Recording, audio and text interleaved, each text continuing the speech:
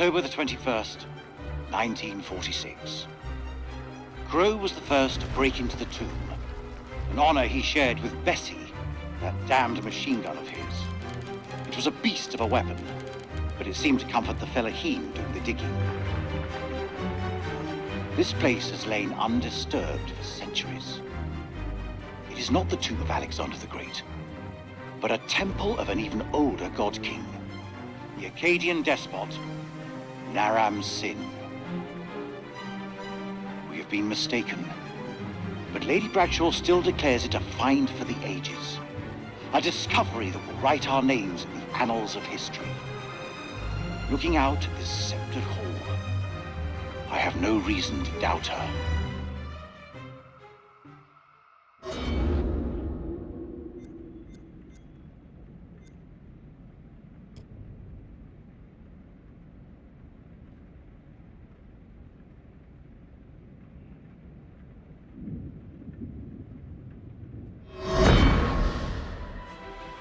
Seventh of December, 1946. Our finds have been so spectacular, I couldn't resist breaking out the champagne. As I entered the survey tent to pour a glass for Mary, I realized something was awry. She'd found Bradshaw's crate of dynamite. I tried to calm her, but she worked up a full head of steam, sounding off about the risks of using explosives at a dig site. She was right, of course. I feel terrible for hiding it from her. Just then, Crowe arrived and picked up the dynamite. When Mary ordered him to put it down, he looked her boldly in the eye and said they'd found something below.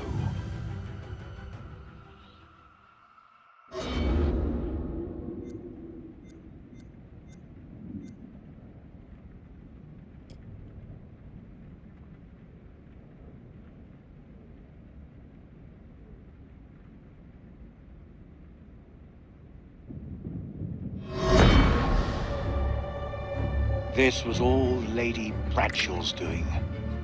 She knew all along what was down here. She led us to them. I found her below, hunched over the murdered corpse of Van Hoyten. As she turned to face me, I saw that she had changed.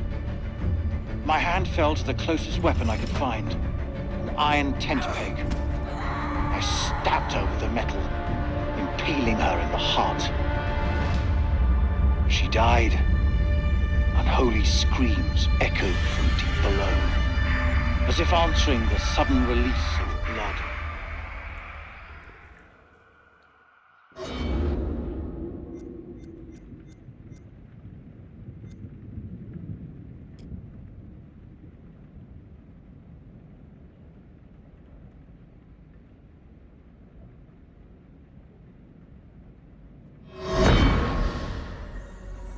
"9 p.m.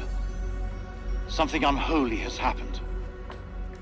As I sat with my wife, I noticed something in her hand. Lady Bradshaw's brooch. She must have pulled it from her shirt when she grabbed at her. Turning it over, I noticed that it looked like one of the creatures we'd exhumed from the cocoons. Were these the demons Mary had spoken about? Had Bradshaw known all along what we'd find down here? Then Mary's corpse moved. It was not my wife. It was something inhuman. It leapt at me, and only the bars of the cell spared me from its fury.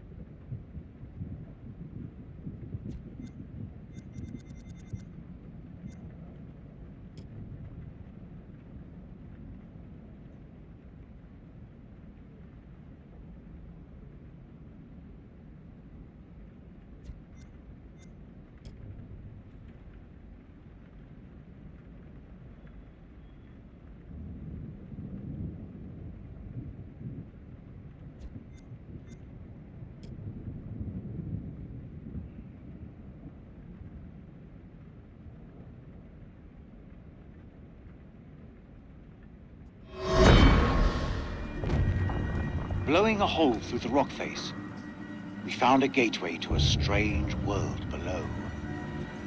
A phosphorescence emanated from beneath, casting its eldritch light over us all.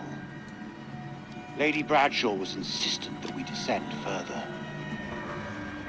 Perhaps Mary is right, and Bradshaw is becoming reckless and uncontrollable. But I can't stop thinking about what's down there.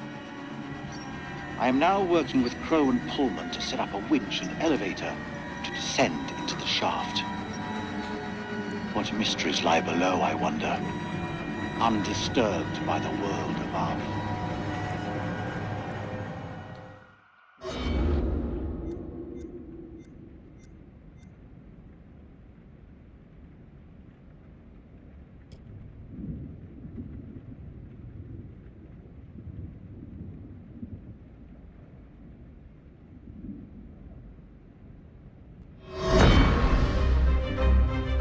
September the 24th, 1945. When Lady Bradshaw summons you, you go. Mary and I were bound for our honeymoon, but the chance to dine with one of Britain's finest antiquarians was too great for us to miss. When we met, Bradshaw wore a brooch that caught Mary's eye. A Sumerian relic recovered from a dig site in the Hashemite kingdom of Iraq. After dinner, she showed us another find from the same site, a gold cuneiform tablet. She called it the final puzzle piece in her life's work, a map that pinpoints the tomb of Alexander the Great. If she's right, the tomb lies somewhere on the border of Iraq. Lady Bradshaw wants us to lead her expedition. I realize now that our honeymoon will take place in a dusty dig site in the Zagros Mountains.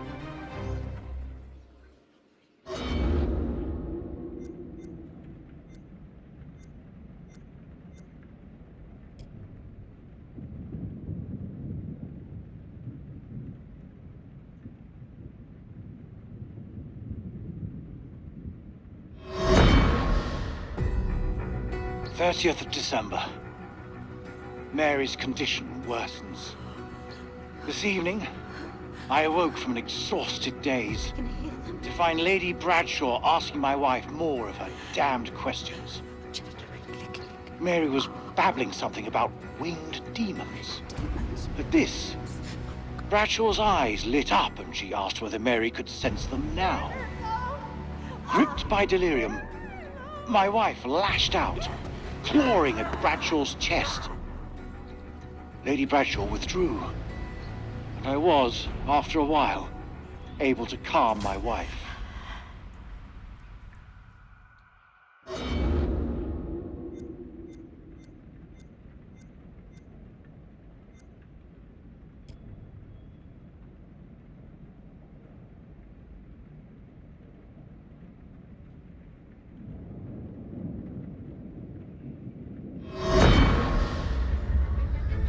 First of January, 1947, 1 a.m. The saboteur has struck again, sealing us in here. We are hopelessly trapped with those things. All around us, they shriek from the darkness. Crow has set up his machine gun, pointed towards the catacombs. Mary was right. We cannot fight that which does not live. There is only one option now. Bring the whole damn temple down on them. Even if it means bringing it down on our own heads. They cannot be allowed out of here.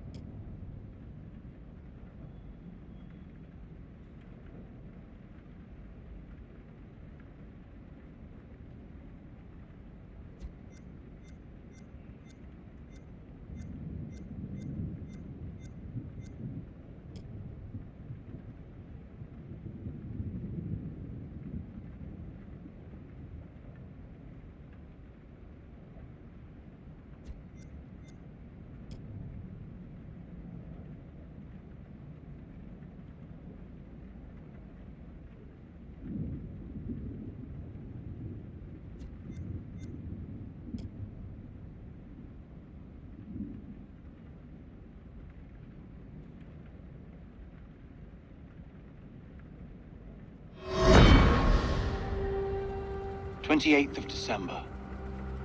God forgive us. For days we have studied this dead, silent realm, and its entombed abominations. Now the horrors have come for my own dear Mary. Crow found her unconscious in the Star Chamber, her notes scattered around her. He carried her back to our supply room and laid her down in one of the cells. When Bradshaw learned what had happened, she was evasive about Mary's work down there. As I cleaned my wife's face, she spoke to me in a fever, sounding distressed and confused.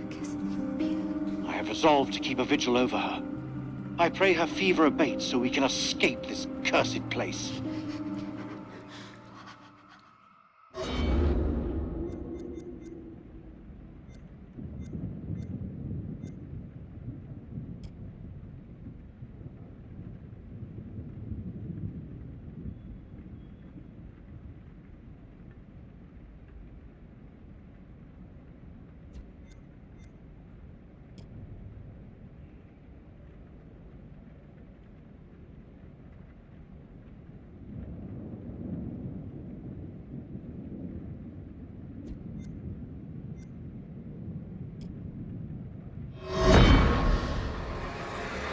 The bones of this temple are drenched in blood.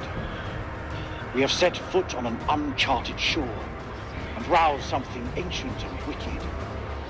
A blasphemy that comes in indescribable shapes and forms. For eons we lived as children in this world, unaware of the horrors that slumber beneath our feet. Now we have blindly thrown open the gates to madness. I fear being taken, but I must do what I must. We must seal this place for eternity, for all mankind. Mary, I'm sorry.